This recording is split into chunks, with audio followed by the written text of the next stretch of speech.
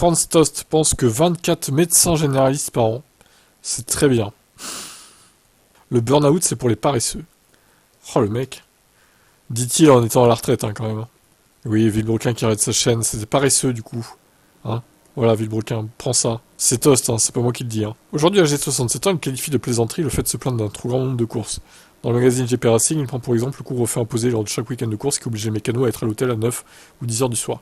Les choses étaient bien différentes dans les premières années de Toast en Formule 1. Autrefois, chez BMW, nous changions un moteur tous les jours. Le vendredi, nous avions le moteur du vendredi, puis le moteur des qualifs, et enfin le moteur de la course. Nous ne rentrions jamais à l'hôtel avant 1 ou 2 heures du matin, c'était normal. Et à 6 heures ou 7 heures du matin, nous devions nous lever pour aller sur la piste. Personne ne s'est plaint. Ah bah putain, c'était hardcore quand même. Hein. Mais bon, il y avait moins de courses à l'époque aussi. Les gens ne savaient pas ce que c'était, et les vrais gens ne savent toujours pas ce que c'est. Le burn-out, c'est pour les paresseux, les vraies personnes qui aiment travailler et n'en souffrent pas. Ah, lui, il est vraiment détestable aussi quand même. Hein. Putain, on l'entend pas trop parce que du coup, AlphaTauri était nul ces dernières saisons, mais donc il est pas trop interviewé. Mais putain, s'il avait été chez Red Bull, ce mec, moi c'est un Marco Bis hein, pour moi. C'est le même, hein, franchement. Selon TOS, 23-24 courses devraient de toute façon être le nombre maximal par an, car les employés de son équipe sont parfois absents de chez eux pendant 3 ou 4 semaines d'affilée. Pour moi, c'est absolument pas un problème.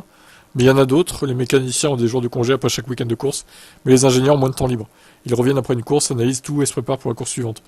S'ils ont de la famille à la maison, c'est une autre histoire. Ok, bon. Donc voilà, burn-out, c'est pour les paresseux, hein, donc voilà, vous apprécierez si vous-même vous avez fait un burn-out un jour dans votre vie. Allez, ciao.